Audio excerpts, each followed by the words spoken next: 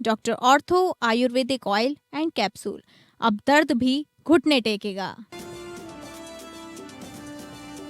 CM योगी ने गोरखनाथ मंदिर में किया जनता दर्शन। सीएम योगी ने सुनी लोगों की समस्याएं।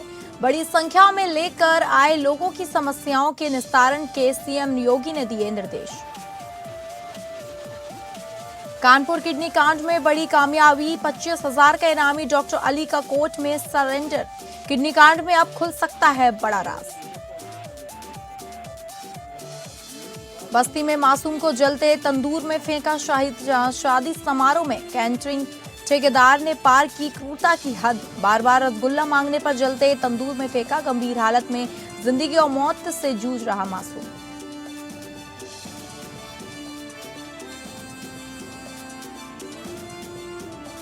नमस्कार, आप सभी का स्वागत है उत्तर प्रदेश बुलेटिन में और मैं हूं आपके साथ अंकिता सिंह।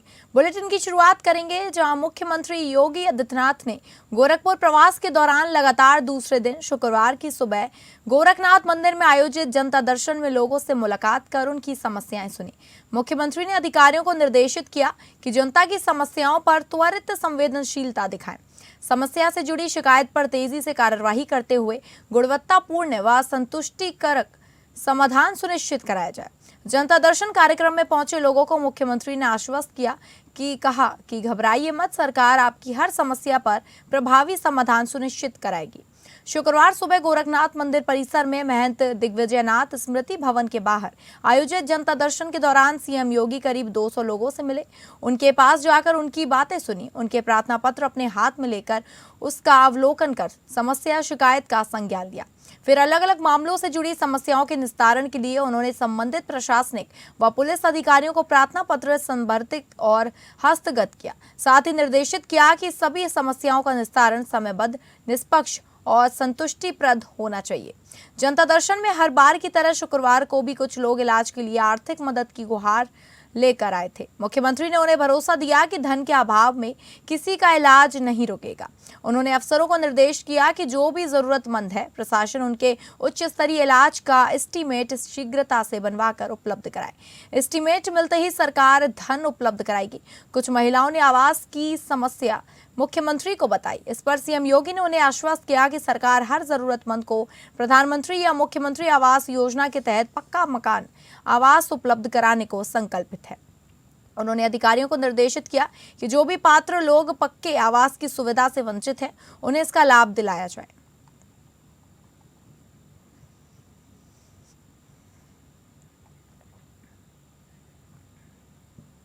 उत्तर प्रदेश के अयोध्या स्थित राम मंदिर में पूजा अर्चना व्यवस्था को और सुदृढ़ करने की दिशा में बड़ा कदम उठाया गया। मंदिर में 15 नए अर्चकों की नियुक्ति की गई है। ये सभी अर्चक पिछले 3 वर्षों से श्री राम जन्मभूमि तीर्थ क्षेत्र ट्रस्ट के मार्गदर्शन में विशेष प्रशिक्षण प्राप्त कर रहे थे। अब प्रशिक्षण पूरा होने के बाद इन बटुकों को मंदिर परिसर में सेवा का अवसर दिया जाएगा। जानकारी के मुताबिक इन्हें राम मंदिर परिसर के परकोटे समेत कुल 16 मंदिरों में तैनात किया जाएगा, जहां ये सहायक पुजारी के रूप में दैनिक पूजा पद्धति में सहयोग करेंगे। 3 वर्षों तक चले विधिवत प्रशिक्षण के बाद ये अभी अर्चक पूरी तरह तैयार है और लगभग अलग अलग मंदिरों में अपनी जिम्मेदारी संभालेंगे। ट्रस्ट का यह कदम न केवल पूजा व्यवस्था को मजबूत करेगा, बल्कि धार्मिक परंपराओं के संरक्षण और नई पीढ़ी को उनसे जोड़ने में भी अहम भूमिका निभाएगा। पुजारी को भर्ती तो नहीं बोलेंगे। हमारे यहाँ के कम से कम 14-15 बच्चे जो है, एक राम निवास करके स्थान है, वहाँ पिछले 3 वर्ष से वो लोग वहाँ के पूजन अर्चन सब विधियाँ सीख रहे थे। सीखते सीखते योग्य हो गए हैं। उन बच्चों को पुनः, क्योंकि मंदिर में जाते आते रहे और पुनः उनको ठीक से हो, इस प्रकार से उनके पाठ्यक्रम एक प्रकार से सुचारू रूप से प्रारंभ हो गया है। इसको भर्ती तो नहीं बोलेंगे, उन बच्चों को नवीनीकरण हो गया है, इतना बोलना पड़ेगा। गौवंश को राष्ट्रीय सम्मान दिलाने के लिए गौ सम्मान आह्वान अभियान का होगा आगाज। 27 अप्रैल को पहला गौ सम्मान दिवस मनाया जाएगा और इसके बाद ये आंदोलन 3 चरणों में राष्ट्रपति भवन तक पहुंचेगा। पहले चरण में 27 अप्रैल को देश भर में गौ प्रेमी अपनी तहसील, ब्लॉक और अनुमंडल अधिकारियों को अपने ज्ञापन सौंपेंगे। दूसरे चरण में 27 जुलाई को जिला कलेक्टर के माध्यम से और तीसरे चरण में 27 अक्टूबर को राज्य सचिव के जरिए राष्ट्रपति, प्रधानमंत्री, राज्यपाल और मुख्यमंत्री को ज्ञापन दिया जाएगा।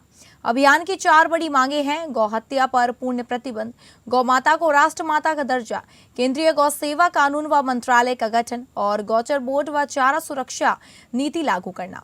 इस कार्यक्रम में आरएसएस भी बढ़ चढ़कर हिस्सा ले रही है। अभियान की प्रधान संरक्षक वेदल शर्मा गौमाता और अध्यक्ष नंदी बाबा हैं। आयोजकों ने साफ कहा है कि इस मुहिम के लिए किसी भी तरह का दान या चंदा स्वीकार नहीं किया जाएगा।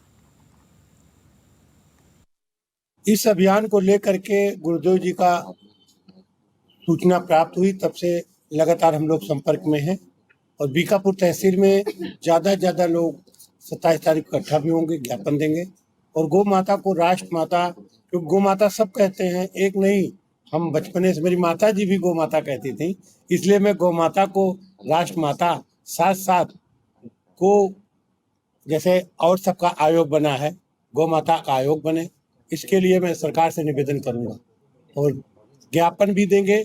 और हर तहसील में गुरुदेव जी का आदेश है कि इसमें किसी का नाम नहीं, लेकिन फिर भी हम लोग हर तहसील में ज़्यादा संख्या में इकट्ठा होंगे, मिस कॉल करेंगे, जुड़ेंगे और 27 अप्रैल को संख्या का पता चल जाएगा कितने लोग संपर्क में जुड़े हैं। अभी तो जुड़ ही रहे हैं लगातार। पूरे देश में चर्चित कानपुर के अवैध किडनी ट्रांसप्लांट कांड में एक बड़ा मोड़ सामने आया है। इस सनसनीखेज मामले में लंबे समय से फरार चल रहा 25,000 रुपए का इनामिया आरोपी डॉक्टर अली ने आखिरकार कानून के सामने आत्मसमर्पण कर दिया है। डॉक्टर अली, जो दिल्ली के उत्तम नगर का निवासी बताया जा रहा है, पिछले कई महीनों से पुलिस की पकड़ से दूर था। पुलिस की लगातार दाबिश और तलाश के बावजूद वह हर बार चकमा देने में कामयाब रहा, लेकिन अचानक घटनाक्रम ने नया मोड़ लिया जब डॉक्टर अली ने कानपुर कोर्ट में खुद सरेंडर कर दिया। सरेंडर के बाद कोर्ट ने उसे न्यायिक अभिरक्षा में जेल भेज दिया है। अब माना जा रहा है कि इस अवैध किडनी ट्रांसप्लांट रैकेट में कई बड़े नाम और चौंकाने वाले खुलासे सामने आ सकते हैं, जिनका राज फिलहाल डॉक्टर अली के साथ ही बंद है। मुदस्सिर अली सिद्दीकी को समाचार पत्रों के माध्यम से जानकारी हुई कि वो किडनी कांड के मुकदमे में वांछित चल रहे हैं। हमारे द्वारा माननीय न्यायालय एसीजेएम 6 में 13 तारीख दिन सोमवार को एक प्रार्थना पत्र दाखिल किया बाबत वांछित आख्या, जिसमें आज की तारीख 16 अप्रैल नियत थी। आज द्वारा थाना पैरोकार के ये ज्ञात हुआ कि अभी तक दरोगा जी द्वारा कोई भी रिपोर्ट इस मामले में प्रेषित नहीं की गई माननीय न्यायालय में। अब हम स्वतः इस चीज का संज्ञान लेते हुए माननीय न्यायालय के समक्ष आत्मसमर्पण कर रहे हैं और माननीय न्यायालय से ये दरखास्त कर रहे हैं कि हमको न्यायिक परीक्षा में लिए जाते हेतु उचित कानूनी कार्रवाई की। कानपुर में हुए बहुचर्चित अवैध किडनी ट्रांसप्लांट कांड में एक नया मोड़ आया है। उत्तम नगर दिल्ली का रहने वाला अली, जो कि लंबे समय से पुलिस के मुताबिक फरार चल रहा था, जिसका नाम विवेचना में भी शामिल किया गया था और पुलिस इसकी तलाश में काफी लंबे समय से लगी हुई थी और ये पुलिस को चकमा देने में कामयाब रहा था। ये पुलिस को चकमा देते हुए आज इसने कानपुर कोर्ट के एसीजेएम 6 में खुद को सरेंडर किया है। अभी फिलहाल इसे न्यायिक अभिरक्षा में भेज दिया गया है। हो सकता है कि आगे कानपुर की कमिश्नरेट जो पुलिस है वो पूछताछ के लिए अली की रिमांड ले सकती है। देखना यह है कि अगर पुलिस को रिमांड मिलती है तो पुलिस इसमें आखिर क्या कुछ खुलासे करती है। एपीएन न्यूज के लिए कुणाल सिंह, कानपुर। बस्ती में गैस सिलेंडर की किल्लत से लोग परेशान हैं। गैस सिलेंडर लेने के लिए रात से ही लाइन में महिलाएं, बुजुर्ग, बच्चे पूरी रात खुली आसमान में जाकर गैस सिलेंडर आने का इंतजार कर रहे हैं। आपको बता दें कि आरोप है कि बस्ती जिले के हरैया के शांति इंडियन गैस एजेंसी पर सिलेंडर किल्लत के नाम पर खुली लूट मची हुई है। शांति इंडियन गैस एजेंसी पर होम डिलीवरी सेवा बंद होने से ग्राहकों को दिक्कत हो रही है। आरोप है कि प्रति सिलेंडर 1500 से 2500 रुपए तक अवैध वसूली किया जा रहा है। ऑनलाइन बुकिंग करने वाले ग्राहक हफ्तों से सिलेंडर के लिए दर दर भटक रहे हैं। एजेंसियों पर बुकिंग के बावजूद उपभोक्ताओं को गैस नहीं, सिर्फ बहाने दिए जा रहे हैं। गंभीर आरोप है कि ऑनलाइन बुकिंग को जानबूझकर ब्लॉक कर दिया गया है। कालाबाजारी के जरिए मनमाने दामों पर सिलेंडर खुलेआम बेचे जा रहे हैं। कहाँ से आए हैं आप? बल्दरिया से। क्या करने के लिए आए? Gas gas. अच्छा, कब आए हैं? 2 बजे। कब? 2 बजे? क्या रात में 2 बजे? तो रात में यहाँ पे कब तक जब आए हैं तो कितनी पब्लिक थी? 30-35। और कब तक सिलेंडर मिलेगा आपको? कहीं मालिक 10 बजे तक आएगी। 10? अच्छा, 11 बजे तक। और कितना दूर है आपका घर यहाँ से? 10 मिनट। बस्ती जिले के छावनी थाना क्षेत्र में एक दिल दहला देने वाली घटना सामने आई है, जहां शादी समारोह में एक मासूम बच्चे को सिर्फ रसगुल्ला खाने की वजह से जलते तंदूर में फेंक देने का आरोप है।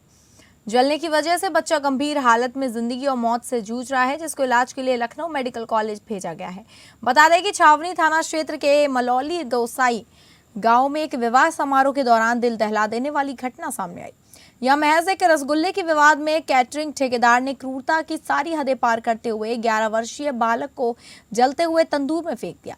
आग की लपटों से बच्चा चेहरे से लेकर कमर तक पूरी तरह झुलस गया। उसे मेडिकल गंभीर अवस्था में लखनऊ मेडिकल कॉलेज के लिए रेफर किया गया, जहां वह जिंदगी और मौत के बीच जंग लड़ रहा है। जानकारी के अनुसार गोंडा जिले के नवाबगंज थाना के दुर्जनपुर गांव का निवासी 11 वर्षीय चमन अपनी मां के निधन के बाद से ही बस्ती के बागा नाला स्थित अपने ननिहाल में रह रहा था। वह अपनी नानी के साथ मलौली गोसाओं गांव में एक रिश्तेदार की शादी में शामिल होने गया था। शादी में खुशी का माहौल था और चमन खेल कूद रहा था। इसी दौरान वह भोजन स्थल पर गया और वहां रखे रसगुल्ले निकाल कर खाने लगा। आरोप है कि बार बार रसगुल्ला निकालने पर वहां मौजूद कैटरिंग ठेकेदार अपना आपा खो बैठा। उसने पहले बच्चे को पकड़कर डराया और फिर उसे उठाकर जलते हुए तंदूर के ऊपर बिठा दिया। इसी बीच अनियंत्रित होकर बच्चा सीधे तंदूर के भीतर जा गिरा। तंदूर से बच्चे की चीखें सुनकर शादी समारोह में हड़कंप मच गया। आनंद फानंद में परिजनों ने उसे बाहर निकाला, लेकिन तब तक मासूम का शरीर पूरी तरह झुलस चुका था। उसे तत्काल अयोध्या मेडिकल कॉलेज ले जाया गया, जहां प्राथमिक उपचार के बाद डॉक्टरों ने उसकी नाजुक हालत को देखते हुए लखनऊ रेफर कर दिया। घटना के बाद आरोपी ठेकेदार मौके से फरार हो गया। पीड़ित बच्चे के मामा देवीदीन निषाद ने आरोपी तंदूर कारीगर के खिलाफ थाने में तहरीर दी है। सीओ स्वर्णिमा सिंह ने बताया कि दुर्घटना में एक बच्चा आग में जल गया है, जिस मामले में एक अज्ञात शख्स के खिलाफ मुकदमा दर्ज कर लिया गया है। आरोपी की तलाश के लिए दबिश दी जा रही है और जल्द ही उसे गिरफ्तार किया जाएगा। थाना छावनी पे एक तहरीर प्राप्त हुई है, जिसमें देवी प्रसाद का कहना है कि उनका भांजा अमर, जिसकी उम्र लगभग 11 वर्ष है, वह अपनी नानी के घर एक शादी समारोह में गया था। खेलते वक्त वह तंदूर के पास चला गया, जहां पे खाना बनाया जा रहा था, और दुर्घटनावश जल गया है।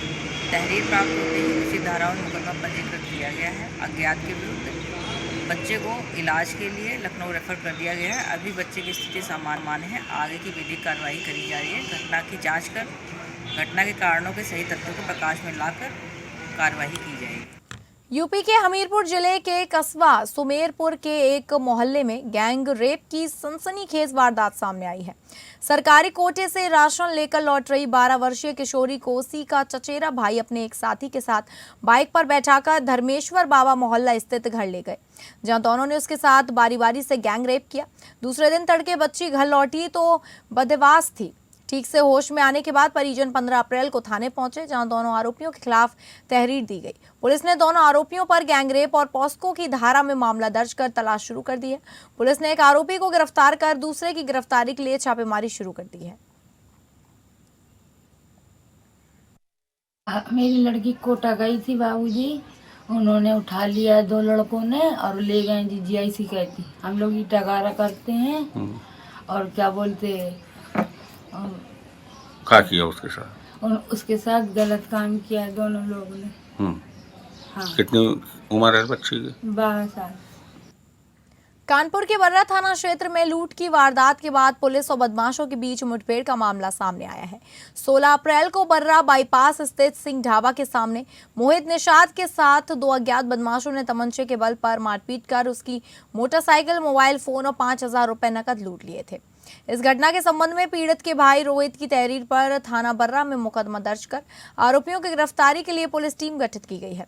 पुलिस द्वारा चलाए जा रहे अभियान के तहत 17 अप्रैल 2026 को रात करीब 1:45 पर फतेहपुर चौराहा पर चेकिंग के दौरान संदिग्ध बाइक सवारों को रोकने का प्रयास किया गया।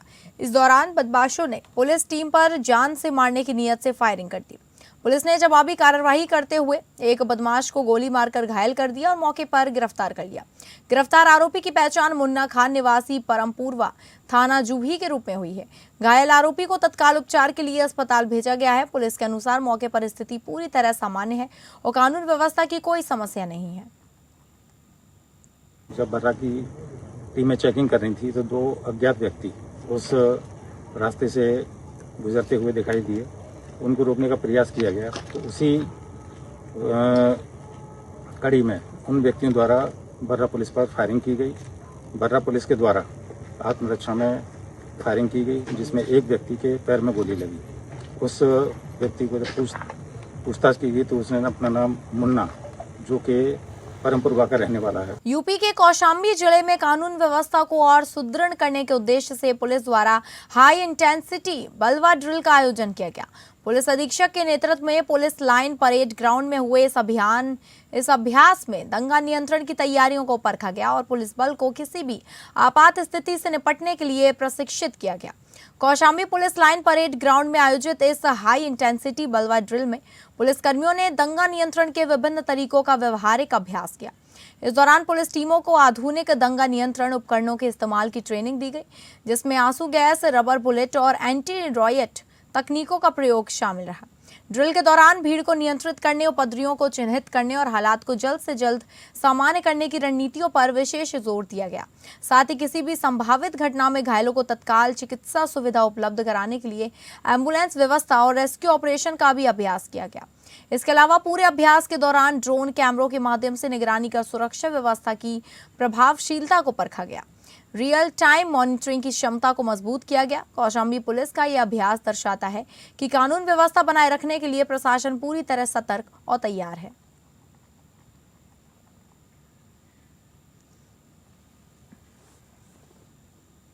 गाजीपुर के शहर कोतवाली इलाके में वाराणसी गोरखपुर हाईवे पर शुक्रवार सुबह लगभग 5:30 बजे एक गंभीर सड़क दुर्घटना हुई।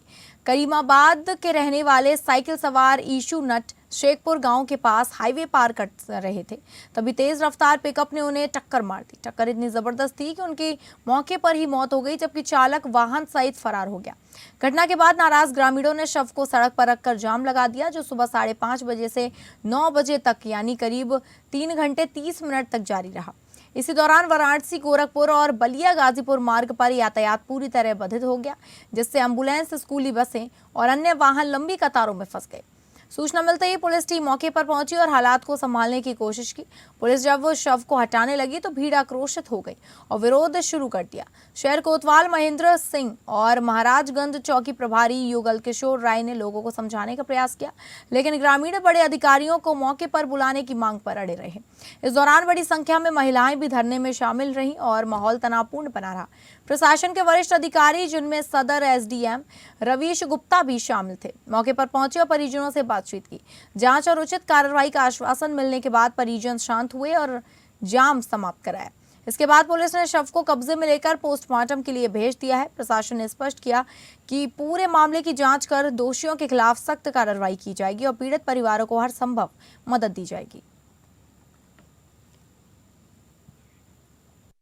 मामला ये है कि साहब चाय पिए सवेरे आओ तो ना अपने साइकिल से ना आऊ धक्का मार के भाग गए और जब टैक्स वाला ना संगे संगे दौड़ौले हुआ।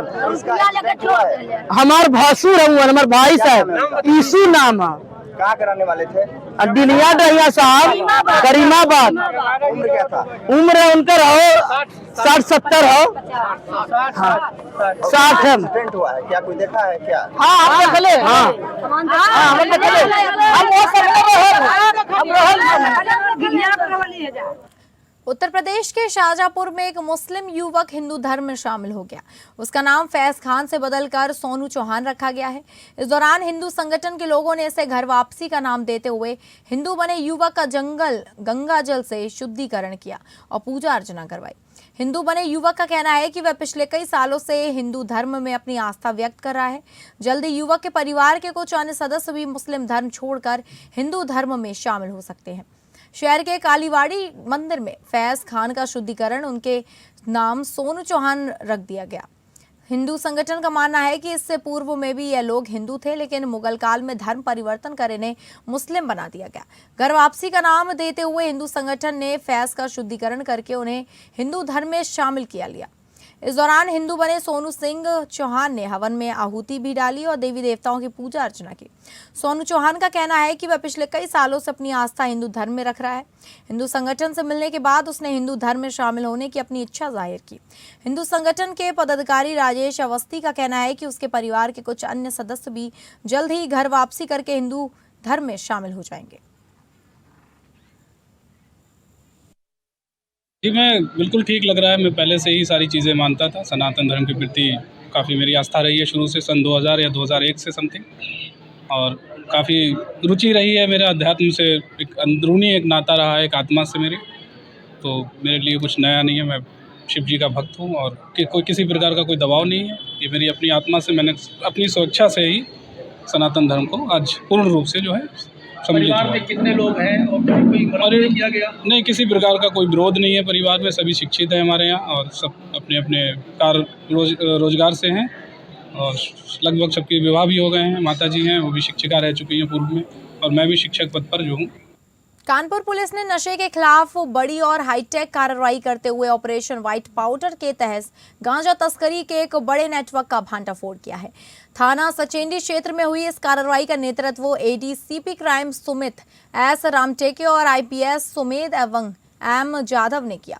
इस ऑपरेशन की खास बात यह रही कि पहली बार ड्रोन कैमरों की मदद से इलाके की निगरानी की गई।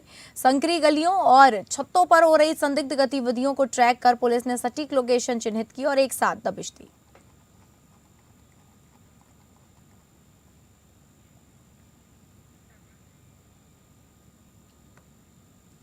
मथुरा जनपद के थाना मांट पुलिस ने बड़ी कार्रवाई करते हुए यमुना एक्सप्रेसवे से भारी मात्रा में अवैध मादक पदार्थ यानी डोडा बरामद कर 2 तस्करों में गिरफ्तार किया है। पुलिस के अनुसार बरामद डोडे की कीमत करीब 1,16,49,300 रुपए आंकी गई है। थाना मांट पुलिस टीम ने मुखबिर की सूचना पर यमुना एक्सप्रेसवे के माइलस्टोन 95 पर चेकिंग के दौरान इस कैंटर को रोका। तलाशी लेने पर वाहन से 776.620 किलोग्राम अवैध डोडा बरामद हुआ। पुलिस ने मौके से 2 आरोपियों को गिरफ्तार किया। दोनों के खिलाफ थाना मांट में एनडीपीसी एक्ट की धारा के तहत मुकदमा दर्ज कर विधिक कार्रवाई शुरू कर दी गई है। आज दिनांक 15 अप्रैल 2026 को थाना मार्ट पुलिस के द्वारा मुखबिर की सूचना के आधार पर बहुत ही महत्वपूर्ण सफलता अर्जित करते हुए 2 सात्विक मादक पदार्थ के तस्करों शुभम सैनी, कुलदीप रिंकू जो पूर्व क्षेत्र हरियाणा के रहने वाले हैं, को गिरफ्तार किया गया है। यह गिरफ्तारी यमुना एक्सप्रेसवे के 95 किलोमीटर के माइलस्टोन के पास से की गई है। जो मादक पदार्थ के तस्कर थे, ये एक आयसर कैंटर से झारखंड से डोडा पाउडर लेके आ रहे थे, जिनको 95 किलोमीटर के माइलस्टोन से गिरफ्तार करते हुए इनके पास से 35 बोरी में 776 किलो 620 ग्राम डोडा पाउडर बरामद किया गया है। तो फिलहाल उत्तर प्रदेश बुलेटिन में बस इतना ही। नमस्कार।